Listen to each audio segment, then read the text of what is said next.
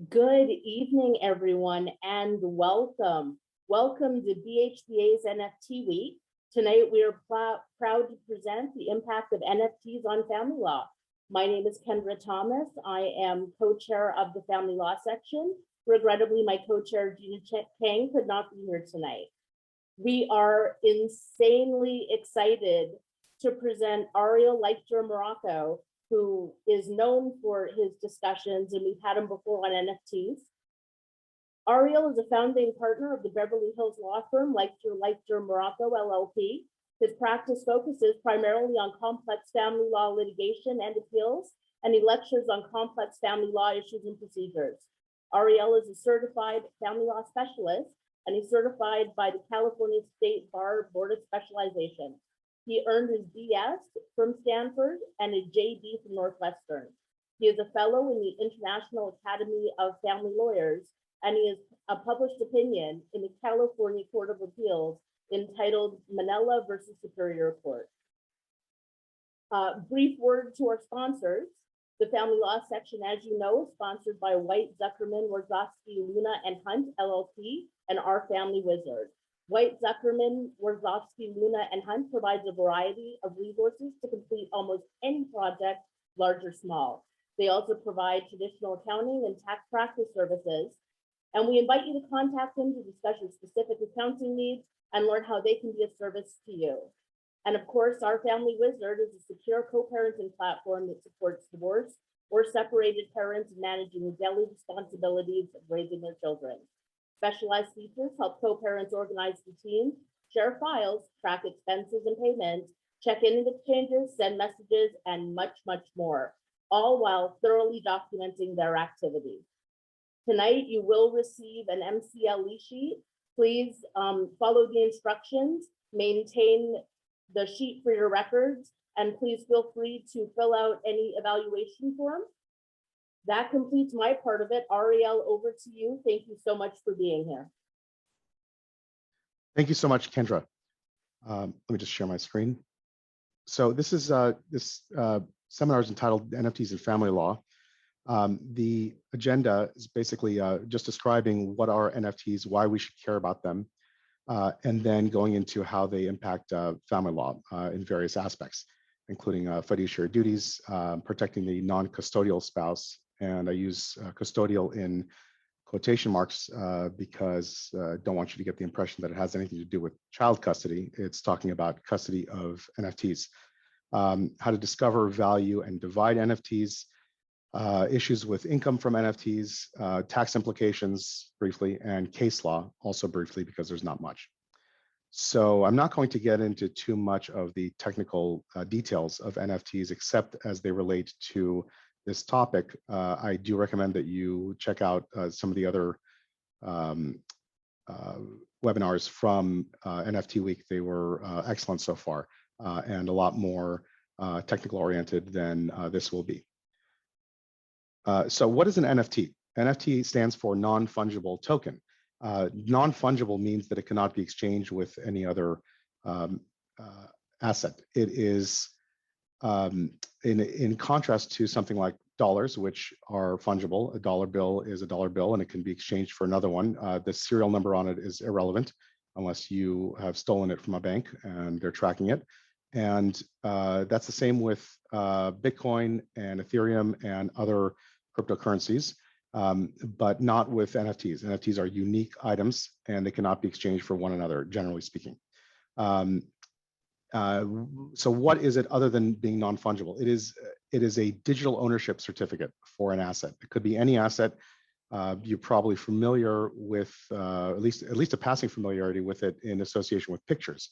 You've probably seen some news articles or websites where they talk about these JPEGs, computer images that sell for hundreds of thousands or millions of dollars, and they call them NFTs. And so the digital asset, the picture itself is not actually the NFT. The NFT is the certificate saying that you own that picture. And it just happens to be a picture in this case. It could be anything from music to event tickets to club membership to really any other. The possibilities are endless, and there's a lot of uses right now, but the future uses have not even been explored yet. There's also possibility that can be used to verify ownership of real world assets, real property, other types of property, and so forth. So it's really just a kind of an exploding field, and the possibilities are almost endless. Key features of it, it's enabled by smart contracts, which essentially is a self-executing code that facilitates transactions without the need for human intervention. The token standards define the behavior of it. Token standards would be some essentially like uniform language that is that encodes these, that can be read and understood by all the other systems operating on the same blockchain to standardize it. And finally, I've been talking about blockchain. These are recorded on the blockchain. Generally speaking, the Ethereum blockchain or the Solana blockchain is becoming increasingly popular. There are some others as well, but primarily Ethereum and secondarily Solana. And the NFTs themselves are stored on the blockchain. The assets that they control, or that they refer to ownership of, are not necessarily stored on the blockchain. Some of them are, but generally speaking, the blockchain is not capable of handling very large, let's just say, files. So large picture movie files would not be able to be stored on the blockchain itself. They're stored elsewhere through some universal file system. But the NFT itself, the digital ownership, or think of it as like a property deed, that is stored on the blockchain, which makes it immutable and essentially hack-proof. I mean, it could still be stolen from you, but it can't be falsified on the blockchain because of the nature of the blockchain. Why do we care about these? Because they are assets, and assets are subject to property division, just like any other assets. So there's really nothing unique about NFTs in concept, just like there's nothing unique about real property versus a car in concept. I mean, there are differences in the technicalities, many differences, and very important differences, but in concept, it's not like some new area of law that requires some like really novel like legal thinking. It's really an asset. So the question is just, how do you go through the mechanics of dealing with this? Another reason why these are important is why we care about them now is because there is a possibility for generating income from NFT trading or from owning NFTs itself. And that income, of course, is relevant to spousal support, child support, and attorney's fees. And as family law attorneys, you will encounter cases involving NFTs. It's not a question of if, but when, and some of you may have already encountered it. The NFT market exploded in 2021. It's continuing to grow at a rapid pace. I mean, there's ebbs and flows, but overall the trend is upward, and very, very steep upward. Although there are some pretty serious dips in it, but it looks like it's a technology that is here to stay. And the amount of money being thrown at this is insane. It's a tremendous industry, and people are making tons of money on it, and it's growing at a rapid rate. Just to give you some idea, the transaction volume of NFT trading since August has been between $2 and $7 billion a month. Estimates of last year's trading volume in NFTs, so 2021, were $22 to $40 billion. And just by point of comparison, the entire non-NFT art world is estimated to have had transaction volume of 50 billion for that year. So anywhere up to 40 billion for NFTs and about 50 billion for non-NFT art. So, it's definitely a force to be contended with, and you need to be at least aware of it, because it will come up. The growth in awareness and interest in NFTs is partly due to extensive media coverage. There have been some headline-grabbing stories of multi-million-dollar sales. There was one about a year ago by this guy Beeple, who was an artist who did I think had some piece of art that he did every single day, and then compounded them together into like an art medley thing. I'm losing the word right now, but and he sold that for $69 million, which is a tremendous amount of money to be spending on a piece like this. But it happened, and there's plenty of other ones that are approaching that value. And Jack Dorsey, the former CEO of Twitter, had sold an NFT of his first tweet for almost $3 million, which I think it went to charity. there's plenty of other, eight-figure sales in the past year, a lot of them, and those have just kind of captured the public interest in these things. And there's also a lot of celebrities who have adopted NFTs as their profile pictures on social media and have promoted their own NFT products. Snoop Dogg, Eminem, Shaq, Steph Curry, Paris Hilton, and many, many, many others. And there are big brands, huge name brands, some of the largest companies in the world that have adopted the NFT model as part of their business model and are promoting it big time. I mean, Mattel, Taco Bell, Coca-Cola, McDonald's, the NFL, NBA, Visa, Amex. So it's just ubiquitous at this point. These are some examples of NFTs in the news over the past year. A lot of these are current. Some of these, like the $69 million Beeple thing, is from a year ago. Some examples of NFTs, just quickly going through this. Generative art is probably the one that you've heard of before. It's on the bottom left side. It is, these are the Bored Apes Yacht Club, and that's just one example of generative art pieces. There are other series called like CryptoPunks and Fluffs, and just tons of other projects, probably tens of thousands of them at this point. Bored Apes Yacht Club is probably one of the most famous ones, and they're probably one of the, I think they're the largest right now. And they're and so they basically just algorithmically have a bunch of feet. They take a basic character like an ape here, and it has a basic facial feature, and then they throw in all these attributes like the gray hat and the the toothpick coming out of the mouth and the sunglasses and the jacket. These are different on each character, so that you create a series of random characters that are all unique, and those get purchased, and then they run out after a certain number. I think it's 10,000 for Bored Apes. I'm not sure exactly, but I think it's 10,000, and they and once they sell out, and they can then be traded, and they increase in value, and people buy ones that look like themselves or they think look like themselves. So anyway, that's one example. Digital trading cards. NBA Top Shot was an early mover in the field. I think at the end of 2020 they were huge. Think of it like baseball cards, but they are also some videos and stuff. Digital art. Beeple, I gave an example of. He's one of the more preeminent guys who is doing this. On-chain media, example is Euler Beats. There was an early example also, sound clips that came with licensing as well. So if you bought one of these, you would get licensing rights to these sounds, which were also programmatically made. They were kind of weird noises. They just sounded like computer noises, but well, not computer noises, but they sounded like they were created by a computer.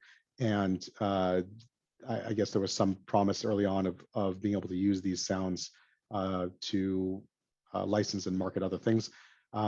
Digital access on the top left, that is a token that is used to have membership in an online website. This one, this specific example is for a website that I'll talk about later on, which enables you to view your NFT portfolio and certain different metrics of value and volume traded and all sorts of details about it. It's a membership subscription, and in order to get the membership, you have to have this token in your wallet, and someone else, you can sell the token to someone else, and then that other person has the subscription. So you basically log into the website with your crypto wallet, and if it has this token in it, you can access it. Physical access, this one actually involves a real world use case called After Party, and it basically is like a exclusive club of party going people that they throw these high-end parties, and then in order to get access to the actual event, you have to have this NFT, or you have to be able to generate a ticket from the NFT. Gaming is a huge area for this.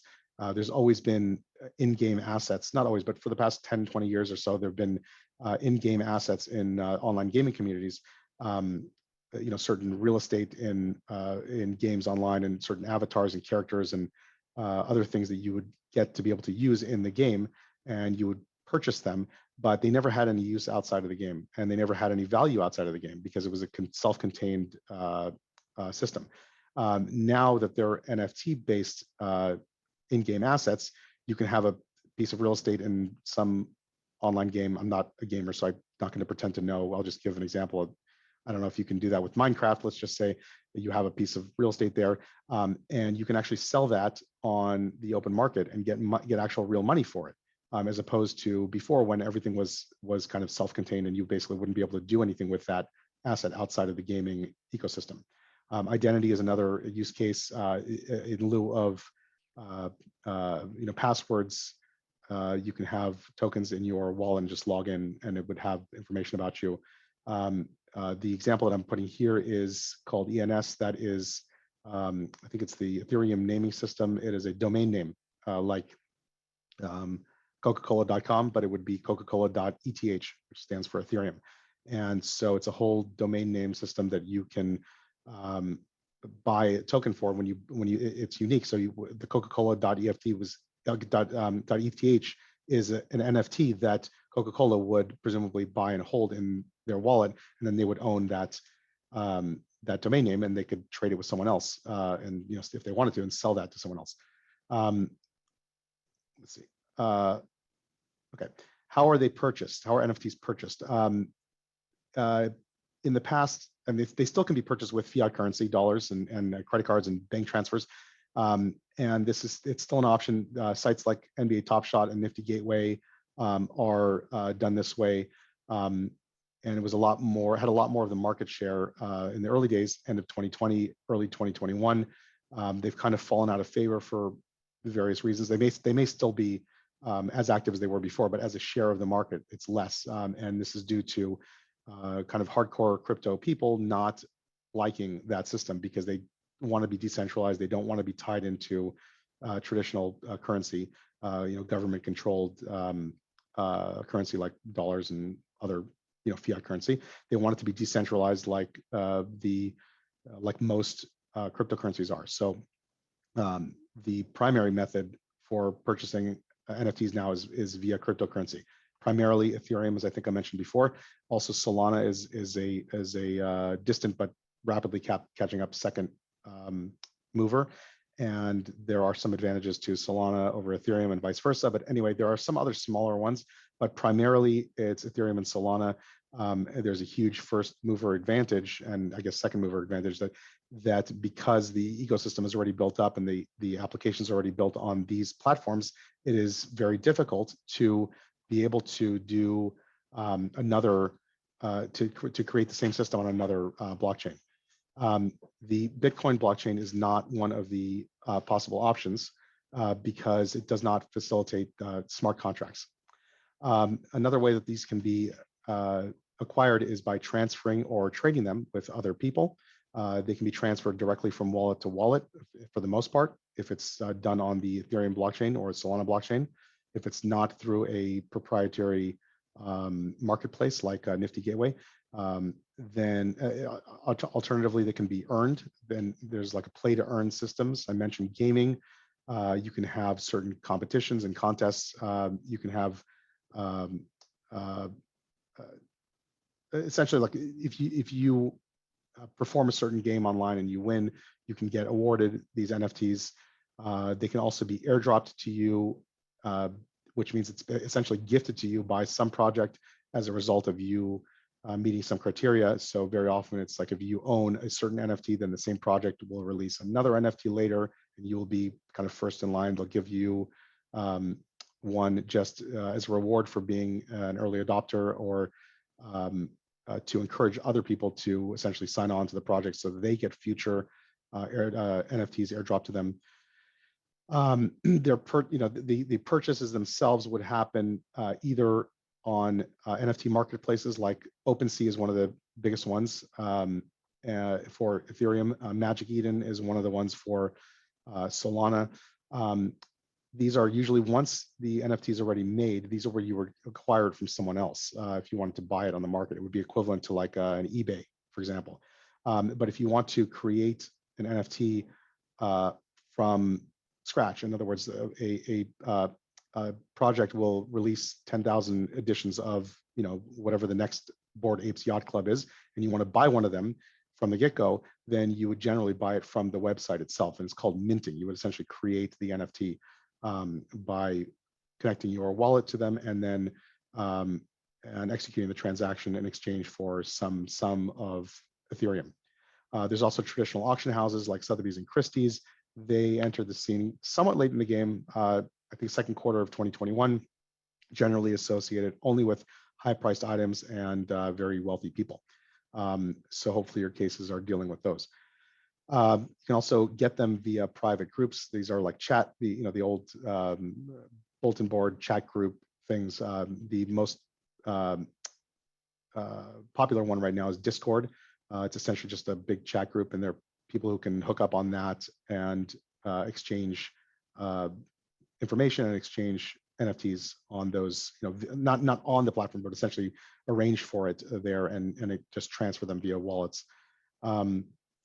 So who has control over an NFT? This is a very important issue for family law because you want to make sure that that these assets are secure, or you want to try to make sure. So who has the ability to buy, sell, or swap them? Can more than one person exercise control? And is there technology that will limit or restrict a person's ability to exercise control? So generally speaking, standard wallets and NFT platform accounts only need one private key or login to buy, sell, or swap NFTs. What that means is that you essentially have a public address that the world knows about, and that you plug in that address into certain websites, and they will tell you exactly what is in that account and what was transacted in that account. That's public information. That's essentially your bank account number. The private key is comparable to a password, but like a password on steroids, because it's a password that cannot be changed. It's a password that cannot be reset if it's forgotten.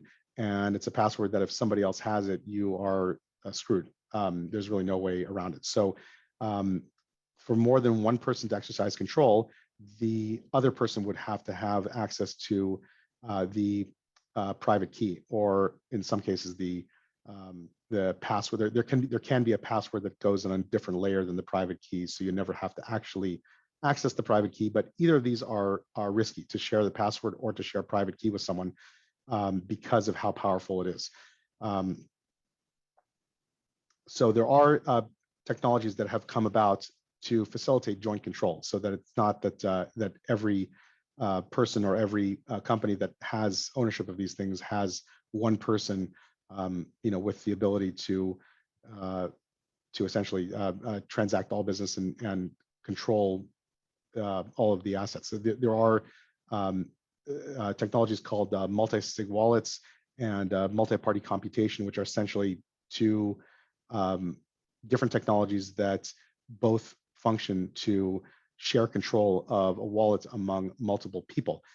They use different mechanisms for doing this. The details are not that important right now, but what is important is that they carry their own risks. If they're not set up properly, they could be set up to, say, one person tries to initiate a transaction and the other person would get an email and would have to click on some link. If it's not set up properly, put the wrong email address in, or that person loses access to the email account, then it's possible that the wallet could be locked up and you could lose access forever to these things. Or if one person doesn't want to cooperate anymore, or dies, or loses their information, then the fact that the other person still has the information may not be sufficient, and this stuff may be locked up anyway. So it doesn't necessarily, alleviates some problems to have a multi-sig system, but it also creates problems unless you are diligent in setting it up in the beginning. Another option, which may be available now, although I'm not sure, I know it's available to large businesses like banks and hedge funds, is to have a third-party custodian. It's like a custodial wallet. It would be analogous to having like a broker hold your stocks for you. And it would be similar also to like Coinbase, that has your cryptocurrency currently. If you have cryptocurrency and you have it through a Coinbase account, Coinbase is essentially like a custodial wallet. It's not, you don't control the private keys. You don't have direct access to it. You have access to your Coinbase account, and then Coinbase will trade on its own behalf and credit your account with the stuff that it trades. So that is somewhat analogous to what a third-party custodian would do for NFTs. And I don't know yet if it's available for individuals. I imagine that it will be if it's not already pretty soon, because there seems to be a big market for it. I think that it's going to be a good product for someone to develop if it's not there already. Fiduciary duties of management and control. So as many of you probably know, spouses owe each other many fiduciary duties, and they also have equal rights of management and control of community property as they would their own separate property. But these are subject to the fiduciary duties in Family Code Section 721, which include giving the other spouse access to records, giving them an accounting upon request, sharing profits and holding them in trust for the other spouse, and disclosing material facts about the existence and value of community assets and debts. But spouses are subject to the duty of care, but not the prudent investor rule. So they're not subject to ordinary negligence, but they are subject to grossly negligent or reckless conduct, which could be a breach. So this is relevant to NFTs because NFTs are extremely volatile. As crazy as the cryptocurrency market seems to some people, those are basically like blue chip stocks compared to NFTs, which can be just all over the place. Extreme fluctuations, intraday, even within the, by the minute or by the hour. There's also an extreme risk of theft. These are generally not custodied accounts. These are self-custody wallets. So someone hacks into your browser, someone can, or if someone infiltrates your systems and can mess with your copy and paste function, and you paste the wrong wallet address into your wallet, or you go to a website that is malicious, you can lose everything. There are some horror stories of, there was one I remember a few months ago that some guy had 7 Bored Ape Yacht Clubs in his wallet, and they were all stolen from him because he clicked on a link that he should not have clicked on. And it was very difficult. It would have been very difficult for anybody who didn't have extremely technical knowledge to know that he should not have clicked on it. It was an extremely elaborate plan that someone did. So point is, these are very risky. And so, even if there's, at a minimum, those were worth over $2 million, just gone in an instant. And there's no way to reverse it because this is on the blockchain. There's no way to recover it. And so, yeah, it's a tragedy. But not only is it a tragedy in the context of a divorce, it can be a double tragedy because it can also be charged solely to that spouse if it's deemed to be reckless conduct. Post-separation disclosures,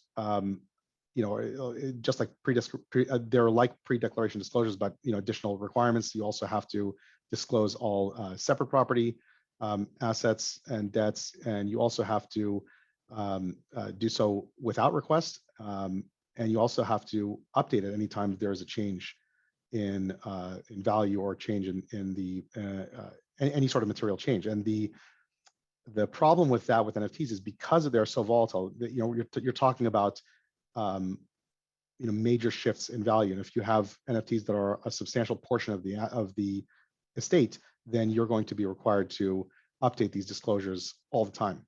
And if you don't, then the other side could and should go after you for not doing that.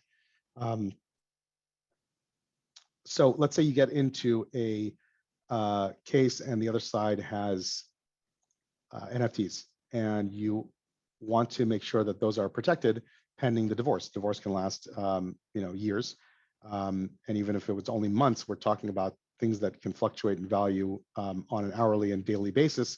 Waiting around for months for stuff to happen is going to be too long of a time span. So you want to make sure that and also these things can be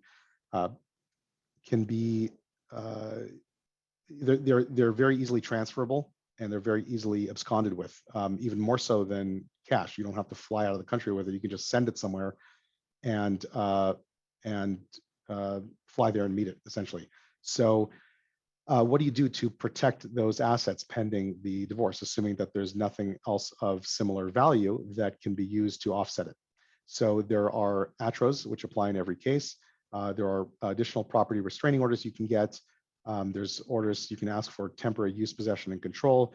You can ask for a liquidation or a receiver. We'll go through these individually. The Atros apply in every case, as we know, but they essentially punish a spouse who transfers or sells or disposes of NFTs, except in the ordinary course of business or for necessities of life. They punish him by threat of contempt.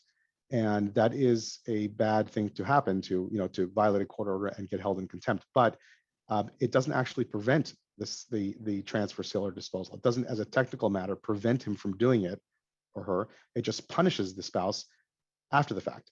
So if the NFT is valuable enough, you have an NFT for, let's say, $10 million, and the spouse who has custody of it is like, I don't want to share any of this with my spouse, and I just want to get out of here. And that person can transfer it. It can leave the country and liquidate that asset, or transfer the NFT to another wallet, or just get away with it and live very comfortably in another country beyond the reach of the court's jurisdiction, and the other spouse is left holding the bag. So that is a problem. How do you get around that? It's difficult. One thing you can try to do, which is not necessarily going to solve the problem, but it's at least chipping away at some of the options that the other spouse might have, is to get an order under Family Code Section 2045A. It's essentially similar to the automatic temporary restraining orders, but it applies to anybody, not just a party. So it can order a non-party. Traditionally speaking, it can order like a bank to freeze an account, rather than just ordering the husband not to take out money from Wells Fargo. It can actually order Wells Fargo not to allow the husband to take out. In this case, it would be targeted towards crypto institution like Coinbase, for example, which does not hold NFTs, but it holds cryptocurrency. It can be targeted at a centralized NFT marketplace, like Dapper Labs, which is NBA Top Shot, or Nifty Gateway, to prohibit the transfer or sale or disposal of NFTs. Unclear whether this will work or not. It probably will work with Coinbase or similar exchanges. I don't know whether it will work with centralized NFT marketplaces like Dapper Labs and Nifty, but it has more of a likelihood working with those than it would with NFTs that are held in non-centralized self-custodied wallets, because those are not governed by any centralized entity. So there is nobody to order to do anything. There's nobody with the authority or the power to stop things from happening. In theory, you possibly could try to restrain the marketplace, like, for example, OpenSea, which is one of the biggest. It is the biggest marketplace for Ethereum-based NFTs. You could order them to presumably to prohibit the listing or sale of NFTs on their platform. I don't know, number one, if they would respect that, if they would honor it, if they would claim they're not able to do it, but that's also only limited in effect because it can be traded on other platforms as well. So another option is 2045B, which basically says that the court can issue ex parte any order in section 6320 and on. And section 6324 allows the court to order an ex parte anything determining the temporary use, possession, and control of personal property. So that would include NFTs. So the court can make an order awarding temporary use to, or possession or control to, one or the other party.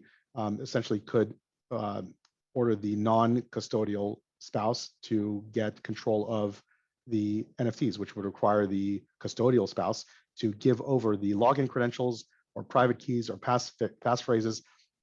This is, as I said, very dangerous because it would allow the other spouse to irreversibly liquidate or destroy the NFT or anything else in that wallet. So it basically just essentially doubles the risk of loss to the asset, and it doesn't even transfer the right to control the wallet. It just duplicates it, because if you order the custodial spouse to give over the passcode or the private key to the other spouse, the custodial spouse still has that information. So now they can both access this, they can both destroy it. And in fact, it'll be even more difficult to tell who did it in the event that something goes missing. So another option would be to order the parties to, so anyway, if this happens where you get an order to turn over the private key or the passphrase, object as strong as you can. And if the court doesn't listen to you and the stakes are high enough and orders it anyway, then consider filing a writ or an appeal if possible, because these are bet the farm issues. And there are other ways to get around this other than requiring the disclosure of these private keys. And also, even in the process of disclosing them, writing them down or sending them by email or sending them anyway, if they're picked up by anybody else in the world, then that person can liquidate the account and steal everything. So another option would be to order the party to transfer the NFTs to a new wallet, either some or all of the NFTs, transfer them to a new wallet, and to give the other spouse control of that new wallet. There are risks associated with this. There are also transaction costs. The transaction costs are probably minimal compared to the scale that you're going to be dealing with. The risk of loss is there could be human error or in the transmission if the wrong wrong characters are pressed in the wallet address. There's also risk of loss due to a security vulnerability where the computer is hacked or something is vulnerable and it will get lost in transmission. There's also a risk that the other spouse is then going to take the NFT, either mismanage it or abscond with it. So you're just basically just switching the concern from one spouse to the other. A third option would be to order the transfer of the NFTs to a custodial wallet. As I mentioned, I don't think that there's any such wallets available now for the individual investor. It's possible that there is, but if there aren't, then there will be probably soon. Some of the same concerns about transaction costs and arise with the custodial wallet option, and also for the security issues. But there's the additional concern of management costs. Presumably, these companies that would custody these wallets are not going to do them for free. There probably is going to be some management costs, so that's going to be another consideration. They also could be potentially considered, maybe ordered under the receiver provision. A receivership is generally disfavored in law and in family law, and it has some of the same problems that granting the other spouse temporary use, possession, and control would have. There's a question in here from Larry about why not transfer NFTs to a court-appointed neutral third party. So yeah, that's essentially what I'm saying about custodial wallet. But the problem that you would have to just give it to a neutral third party, like for example a lawyer, like a trust account kind of situation, I would never touch that with a 10-foot pole. There is so much risk involved in that, and if you find somebody who is willing to do that, make sure that I don't know how you would even deal with the insurance or bonding or whatever, but you're dealing with stuff that is extremely easy to lose and could be very valuable and could be just create a tremendous amount of liability for any lawyer who voluntarily custodies this stuff, or even a lawyer who pursues that avenue or recommends it to the client, and then things go sideways. So just be very careful about that. Okay, and Larry says thinking something akin to a bankruptcy trustee. Maybe. I don't do bankruptcy work, so I'm not sure what what their qualifications are, but that it may be something that's like a receiver as well, and that is an option. Liquidation is another option. The court is authorized under 2108 to preserve the value of the community estate if it's going to go to waste or foreclosure or otherwise dissipate a community asset. The problem is that this is a lengthy and expensive process that requires a mini trial, and that is due to the case of Lee versus Superior Court from the 1970s. And it requires a mini trial to basically value the rest of the community estate and make sure that and to characterize it to make sure that there's sufficient other assets involved in the case, and that things aren't done on a knee-jerk reaction with regard to community property. The problem here with NFTs specifically is that it could be ineffectual because of the extreme amount of time and expense that it takes to get to a point where the court can order the sale of an NFT. It could be several months down the road. And given the extreme volatility of the NFT market, where things can halve in value or double in value in a period of hours or less, waiting several months is generally not a feasible option for this. But it is something to have in your arsenal of options, I guess. Probably far down the list. So let's say you suspect that there are NFTs. How do you find them? You can conduct formal discovery. The traditional routes of financial discovery, getting asking the parties for their financial information, bank statements, credit card statements, and so forth. You can do the same thing with a subpoena to the actual financial institutions, credit card companies. What these reveal are all the transactions that are done through those accounts, through the credit accounts or the bank accounts or the financial institution accounts, brokerages, and so forth. What you'll find there, two things. One is either direct purchases of NFTs on these proprietary marketplaces like NBA Top Shot that are done with dollars. And the other thing that you will find is transfers to cryptocurrency exchanges like Coinbase. So if you find transfers to NBA Top Shot or things like that, then that's obviously going to be directly leading to an NFT issue because it's usually used to purchase an NFT directly. If it's done to Coinbase, then what you're going to do next is to subpoena Coinbase or whatever other crypto exchange. And what that's going to reveal is the account owned by the spouse at Coinbase, and that it's going to reveal the profile information of the person, their purchases and trading history, their cryptocurrency addresses, their wallet addresses, the cryptocurrency received by the account holder, the cryptocurrency transferred to outside wallets by the account holder. It's not going to reveal who owns the outside accounts that he transferred cryptocurrency to, and it's also not going to reveal the identity of the outside wallets that transferred cryptocurrency to him. These are anonymous outside wallets. They're not created with any personal information. They're just numbers that exist in a vacuum. They also will not reveal transactions that occurred in the transferee wallets. So you basically have, spouse transfers $10,000 to Coinbase, buys $10,000 worth of Ethereum, transfers that $10,000 worth of Ethereum out to some outside wallet, and you don't know who owns that. It could be the spouse themselves, it could be somebody else. But at that point, what you need to do is to we'll address that later. So kind of mark that with the flag. Other options are to subpoena the NFT marketplaces, these ones that deal with like Nifty Gateway and NBA Top Shot, Dapper Labs. So those will reveal the account information. Those are generally done with personal information of the user. So you should be able to get information from them.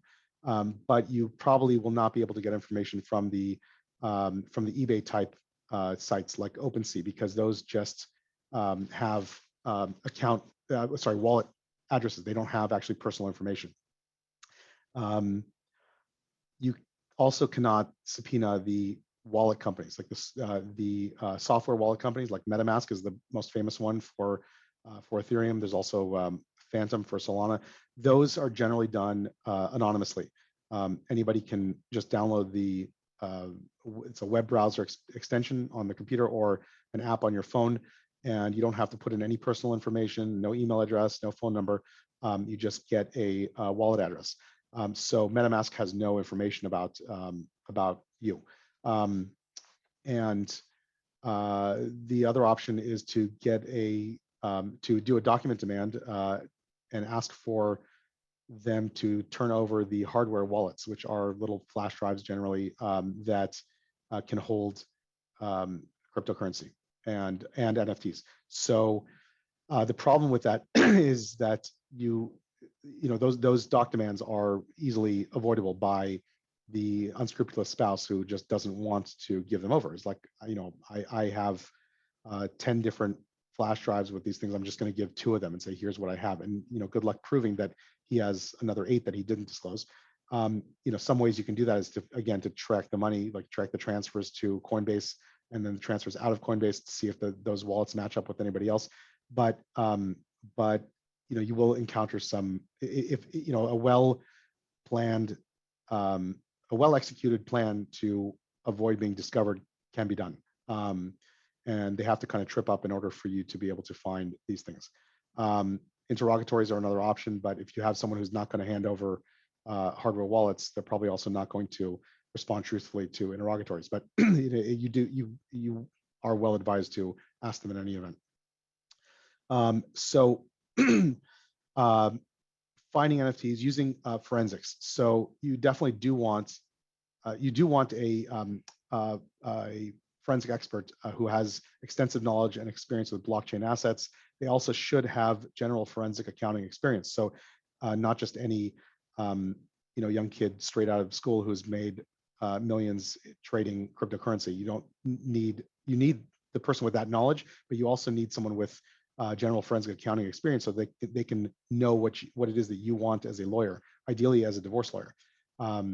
And what they're going to do, which is what you should kind of know what to do, is to follow the traceable transactions as far as possible. So again, there's a direct line from from the bank account or the credit card company to Coinbase, and then from Coinbase to an outside wallet. And once you get to that outside wallet, then all that stuff that happens in the outside wallet, you don't know who owns it, but you do know exactly what happened to it. And that's one of the benefits of the blockchain itself. People think it's anonymous, but it's only anonymous to the extent that you can't identify it with the person, but you can't really hide transactions that easily on these wallets. They are publicly available. That's the nature of this distributed ledger system of the blockchain, is that you can see every transaction that has ever happened on any wallet, as long as you know how to read the data. One of the main sites, the main site for Ethereum is etherscan.io. I have a link on the slide. There's also solscan.io for Solana. There's also crypto tax software, which is actually can be very helpful. They're subscription based, but if you have a case with enough money available, it's going to cost you less than an hour or 2 of your time to subscribe to one of these crypto tax software products, and you can put the address of any wallet in there, and it will spit out the transactions that have happened. It doesn't catch all of them, but it'll catch most of them. And if you have a crypto expert, they should be able to get that information as well. I'm not aware of any NFT specific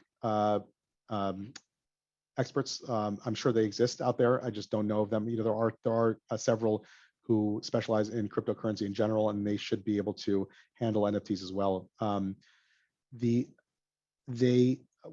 you value an NFT, it is a difficult thing to do because it is a non-fungible token. So it doesn't have, it's not like you can just say, what do other tokens that are identical to it sell for? Because there are no identical ones. Each one is unique. So a bunch of different methods are used, similar to valuing any other asset. Market listings, floor prices, comparable sales, burn price, future cash flows. Some of these are unique to NFTs and the crypto world. Other ones have real world applications that you may be able to understand, like comps, but I'll go through some of these individually. Valuation of NFTs has also the peculiar issue of extreme market volatility and to a degree really not seen in many other types of assets.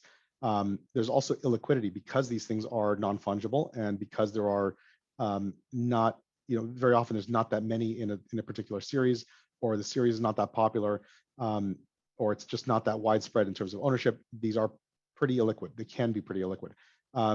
that's a problem with valuation.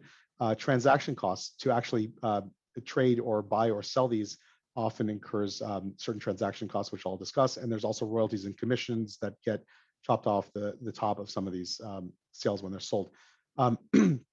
So market listings considered when valuing an NFT, the listing price of the NFT itself. The NFT itself could be listed for sale, but even if it's listed for sale, the question is that really an indicator of value? Anybody can list it for whatever they want to list it for. That doesn't mean that's what it's worth.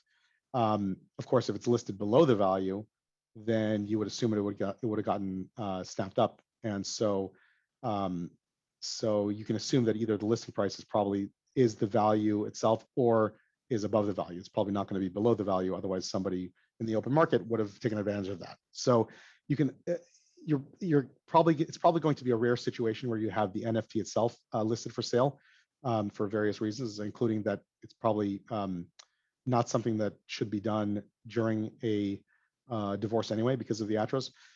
So you can look at listing prices of similar NFTs. So the Bored Apes Yacht Club example, there are 10,000 of them, I believe. And so your particular one might not be for sale, but other ones could be listed for sale. They do vary in price quite a bit, which I'll go through, but at least it's some sort of at least a marker or some framework to work with to look what other prints, other instances of the same series are for sale for, and then listing prices from the same artist and company. If there's another Beeple listed for sale and you have a Beeple, then you can kind of compare them. But again, each item is unique. So I mentioned before, market listings alone are not reliable because the listing price doesn't necessarily correlate with sales price. You can list a house for $40 million that is worth $1 million. Same kind of thing with NFTs. But it's a lot easier because you don't have to find a broker. And so very often NFT owners will deliberately list their items at unrealistically high prices for a couple of reasons. Number one, it happened a lot early on, is because the market was so volatile and so new and there was so much hype about it, they would list things at 10 times what they thought they were worth, and occasionally someone would snatch it up. And it's almost like self-fulfilling. Like if they see that these NFTs are so valuable, someone else is going to come and buy them for that value because they think they're valuable. So it's essentially like a form of market manipulation, kind of. But that's one reason. Another reason is that they kind of set it and forget it. So they buy something for 1 Ethereum and they list it for 40. They're like 40 times what they bought it for, and they just let it sit there and they figure, I don't want to have to monitor this. But in the event it gets up to 40, the value gets up to 40 and someone buys it, I'll be happy with that, down the road. So they just set it and they just forget about it. So for those reasons, listing price is just not generally a reliable indicator of value. Floor price is the lowest price listed for a series of NFTs. So for example, this is an example of CryptoPunks. The floor price on March 17th was 62.25 ETH, which is about, at the time, $171,000. That means that's the cheapest one in this series of 10,000. The cheapest CryptoPunk that you could buy was for this price. So generally speaking, that could be used as informally as the lower boundary of the NFT value because that's the cheapest one you can get. But on the other hand, the fact that it hasn't sold may mean that the actual value of yours could be less than that. And also yours is not listed. So maybe yours would be listed, it wouldn't even sell for that. So again, that's a limiting factor for floor prices. And it also has limited use when you have a series with a large range of sales prices. So for example, the CryptoPunks that I just gave you, there was one that sold recently, I think at the beginning of March or end of February for $23.7 million. That's a lot different from $171,000. So so there's a large range in there depending on the characteristics and the traits. Do they have a hat? Do they have a pipe? Do they look like an alien? Do they have a mohawk? All these things change the value because they change the desirability for the individual investors. Okay, I just discussed this. We're running out of time a little bit, so I'll just try to run through this quickly. Online tools to analyze entire NFT portfolios. I mentioned before, there's a token for this website, wgmi.io. There are several others like this. I don't know if this is one of the better ones or not, but it's just one that I use. You basically put in, let's go here. This is a screenshot from it. And let me see if I can get a pointer. I think that works. So here, that is a wallet address that you put in there, and you hit enter, and it will, if you subscribe to this, and it will tell you everything that's in the wallet. This is only a partial listing because it's a screenshot. It goes down much further. There's, as you can see on the top, there's 928 individual NFTs in here. The total value is this, which is almost $4 million. This was the cost of purchasing these these NFTs. So for a net gain of $2.8 million. Information somewhat to be taken with a grain of salt, or at least needs to be examined, because like the total cost sometimes doesn't transfer. Like here, it's saying that these cool lines were purchased for $0. I don't know if that's actually true, or the site couldn't pull up the data. But in any event, this is a good tool to use. You throw in the number, and it spits out all the projects, and you can open one of them up like CryptoPunks, and you can see that he owns this specific CryptoPunk. It has these accessories on it, and the floor price, which is right here, is 69 Ethereum. But the trait floor, which means the lowest price given these characteristics or these traits, is 86 basically. So he has this VR. I don't know what that is. Oh, it's a VR headset. So he has a VR headset. So of all the CryptoPunks with VR headsets, the cheapest one for sale right now is 86. So it gives you a lot of information. And whoever your forensic accountant is would probably, if they're experienced in crypto stuff, would probably have similar information or similar tool at their disposal. One.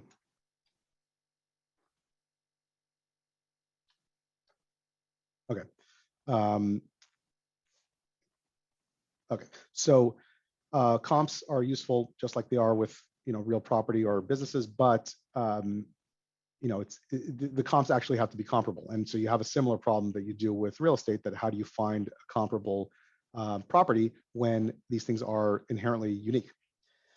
And so that's essentially the challenge there. So and if there are differences between for example, with the VR headset in the CryptoPunk before, you would want to find another one with the VR headset, but there are also other attributes there. So the fact that the one that you're comparing it to doesn't have some of the attributes has to be accounted for. The comparable sale has to also be recent because of the extreme fluctuations. You also have to account for the fluctuations in the underlying currency. So Ethereum itself, which is what most of these things are transacted in, is extremely volatile itself. So you have to kind of look at that as well. Burn price, these are, I'll skip this because these are kind of outdated issues that don't really apply much anymore. Future cash flows.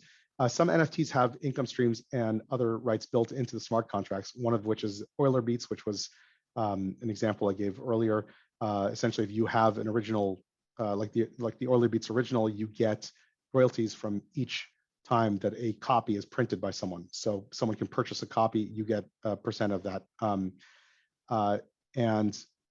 Additionally, separately, many NFT artwork pieces and series have a built-in royalty paid to the project or paid to the artist. So every time it's sold on OpenSea, for example, like 10% of the sales gets automatically, 10% of the sale price gets automatically deposited into the wallet of the creator or the artist or the owner of the project, or some combination of those.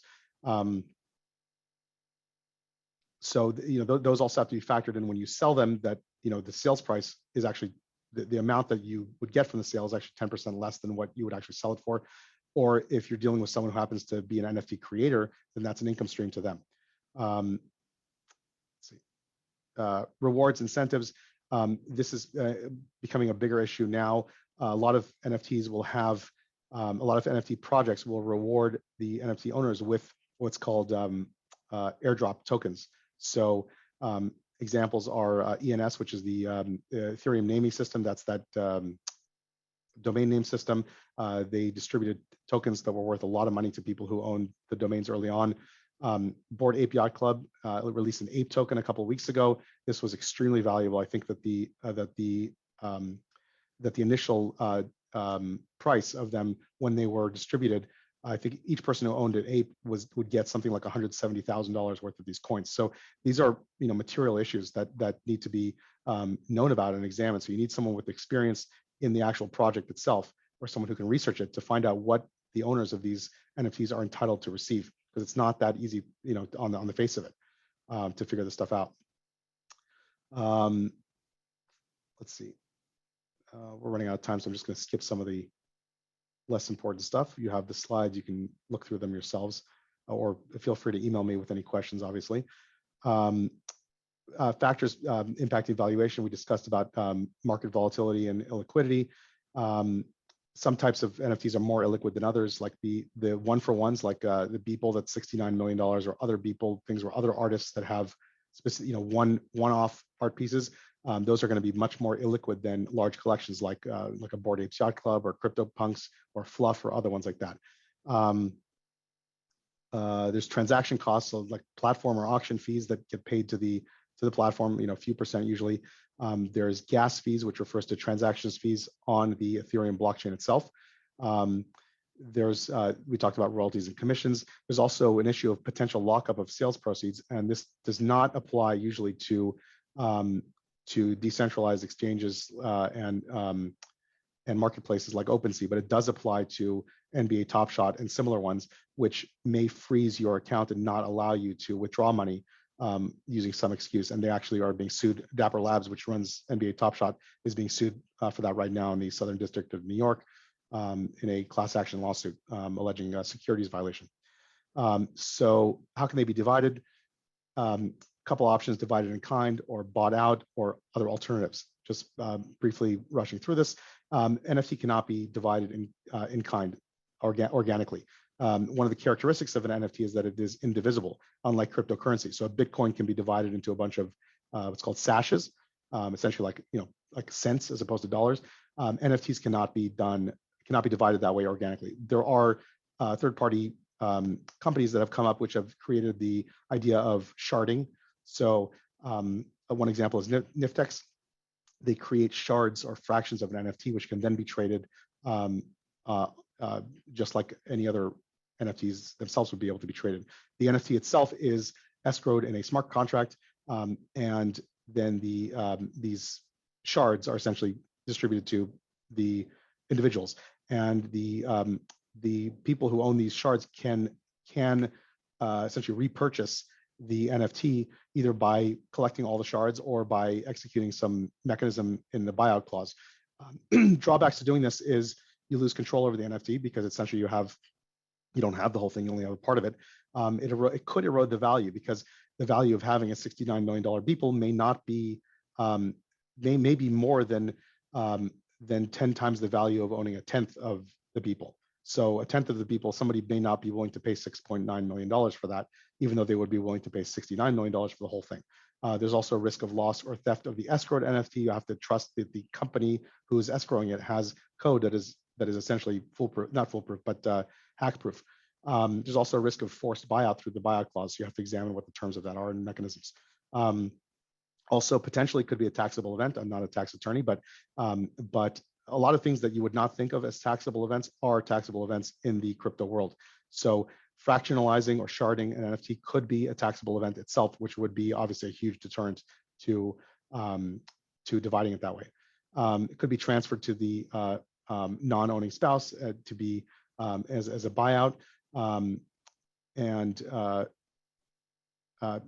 There are transaction costs and concerns with transferring NFTs. There's always a risk of loss in transit.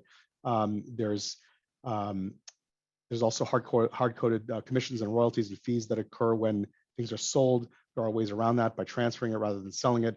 We talked about earlier on. You can have how to deal with ownership if a division or buyout is not feasible. We talked about multi-sig wallets as an option, and the risks involved with that, and possibility of custodial wallet down the road as an option if it's not already an option now. apportionment is something that you would want to deal with also. If there is a significant amount of, if there's NFTs that are owned before marriage and a lot of transactions are conducted after marriage by the spouse, even though they're conducted with starting assets that are separate property, the fact that a lot of efforts are going into trading could cause the community to obtain an interest in the resulting NFTs that are purchased. Same thing for post-separation. If community NFTs are used and then they're traded heavily afterwards using a considerable amount of the spouse's time, they would have to be apportioned between separate and community estates, according to like a reverse Pereira kind of thing. And this would be, you know, a lot of people in the NFT community are very activist. They do this, like, if not a full-time job, then they spend a tremendous amount of time doing it, blogging, tweeting, spending time on Discord, researching. There's a lot of information asymmetry that can be taken advantage of by people in this field. So it's not like just passive stock investing. You're probably not going to make that much money if you do that, and you may lose a lot of money because it involves participating in these projects and reading up on and taking advantage of airdrops and playing these games and doing all sorts of stuff. So it really is an active thing, and it does involve the efforts of the spouse. So the timing of those efforts could determine whether something needs to be apportioned or not. Income, I think we talked about some airdrop tokens for the ape tokens, for example. There's other forms of income, minting fees like the Euler Beats originals. So they get fees from each time that a copy is minted. There's sales proceeds and ongoing royalties and commissions for NFT artists and creators. If you happen to represent one of them, that's their business and they're getting income from that. Staking fees, yield farming, and liquidity mining. Those are concerned like decentralized finance, and also essentially like lending out your NFTs to other people or to other platforms, and you get interest, or you get some sort of a dividend for that. So those are also income, and they pose their own problems with discovery. They're kind of a little bit more difficult to track, but they exist, and there's a huge market for it, and there's people who've made millions of dollars doing that, lending out their NFTs and lending out their cryptocurrency, and creating a liquid market for other people to trade these cryptocurrencies on a decentralized exchange. Tax implications, again, not a tax attorney. Cryptocurrency is treated as property currently, or at least that's what the IRS guidelines say. Unclear whether the wash sale rule is applicable or not. It seems to be that at least for last year, it was not applicable, which means, you know, you could have sold it at a loss. Like if you had cryptocurrency and you wanted to realize a loss, to either to offset something else or to just essentially, usually to offset something else, you would be able to take that loss and then immediately purchase the cryptocurrency back at the lower price, which you wouldn't be able to do with the stock, for example. There's a wash sale rule which prohibits that. So at least as of last year, it was inapplicable, probably inapplicable to NFTs as well, although it's hard to sell and buy back an NFT because it is a unique asset. You don't know if the person is going to want to sell it to you again. IRC 475 election, this has to do with mark to market. Basically, like if you're in the business of trading these things, then you get to do a different tax treatment, getting to write off your expenses, and also treating your income and your expenses as ordinary income, which has some benefits for people. It's unclear whether that's available in cryptocurrency and NFT trading or not. Purchasing an NFT with cryptocurrency is a taxable event. So you spend 10 Ethereum to buy an NFT. That is a taxable event because you essentially are selling the cryptocurrency and buying a different asset with it. So you're tagged. So you realize income. You realize an amount equal to whatever the value of the Ethereum is in dollars at the time. Just something to be mindful of. NFTs are considered to be collectibles, I think, according to the IRS. So possibly not treated as regular capital gains, but rather collectible capital gains at a higher rate because they can. Airdrops have actually kind of a interesting tax implication. You are taxed on it, airdrop, at the time that you claim it. whether or not you sell it, and or when you get control over it. So if something is airdropped to your account, even if you had no control over it, then your tax, it's treated as if you received that, and it's income to you. But if it's something that you can claim by logging onto a website and just signing in with your wallet, it's possible that that's not something that's income to you until you actually claim it, because you don't have control over it until you claim it. So these things, which may not have much of a practical distinction, could have a huge distinction in terms of taxes. Okay, yield farming, I don't know how those are treated. So case law, there are no known divorce cases dealing with NFTs. It's too new of an issue. I'm sure there are trial court cases going on right now, but they're not appellate court cases, so they're not published. There are several non-divorce cases dealing with NFTs. I think I mentioned one before about the NBA Top Shot with the class action securities thing. There's also a lot of licensing issues and infringement cases. But there are some relevant cases that are important in the family law context, and they do not deal with NFTs directly. One of them is marriage of D'Souza, which deals with Bitcoin, marriage of Kamgar, which deals with stock options. Both of those are very important, and the lessons that you can learn from them mostly surround disclosure, at least for D'Souza. Disclosure is absolutely critical, and it could be fatal to your case it's just, basically disclosure is the name of the game. Just be over inclusive with that. It's not an excuse to say that your investment succeeded, and that does not cure or excuse non-disclosure of the investment.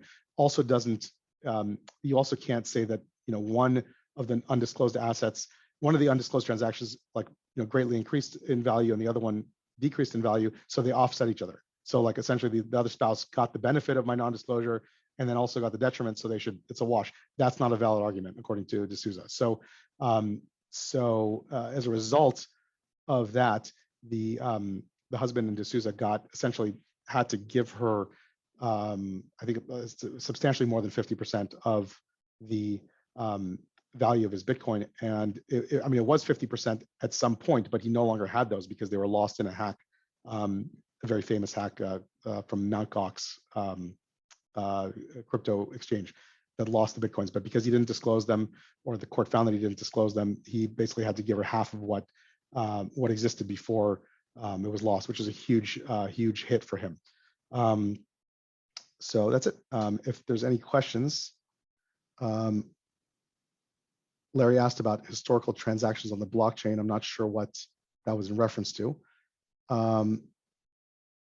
And Charles asked, are all transactions on the blockchain ledger in terms of smart contract viewable, accessible by the general public? Yes, they are. Well, okay, I'm not an expert in this. I'm an enthusiast. I like it, but I don't know whether all transactions are viewable, accessible by the public, but I think they are. And the terms of the smart contracts are also viewable, accessible. So there might be some exception that I don't know about, but I would be very surprised. And that's part of the beauty of it. And so, everything is publicly available, and it's publicly scrutinized, and it's publicly essentially mined for bugs and errors. So that's why there's a lot of these hacks that happen, because everyone gets to look at this code and try to find a way around it. But at the same time, everyone gets to look at this code and try to find a way around it. So it's the security is reinforced that way as well. And you also get to the benefit of the crowd in terms of finding something that is untoward. So you have a contract that has some provision in there that is basically really, like a bug, a mistake. It will be identified by someone. It might be too late for you, but it will be identified, before too long, because there's an advantage to doing that. So Larry says historical transactions on the blockchain for valuation. Yes, yes. So for valuation purposes, you can look at historical transactions on the blockchain, but the problem is that it's probably going to be dated, because by definition, it's happened already in the past. So yeah, you can have the same piece that has changed hands multiple times, but you can analogize that to like a share of Microsoft stock. You can look at what it traded back in 1997. You can find that, but like how valuable, how useful is that information to you now? It's really not, because the value changes. And that's the whole reason you bought it in the first place, is because you wanted the value to change upwards. So to say, oh, it's worth what I paid for it before, is really not going to be that helpful. And I think that's it. Yeah. No, that's it. If there's no other questions, then thank you very much.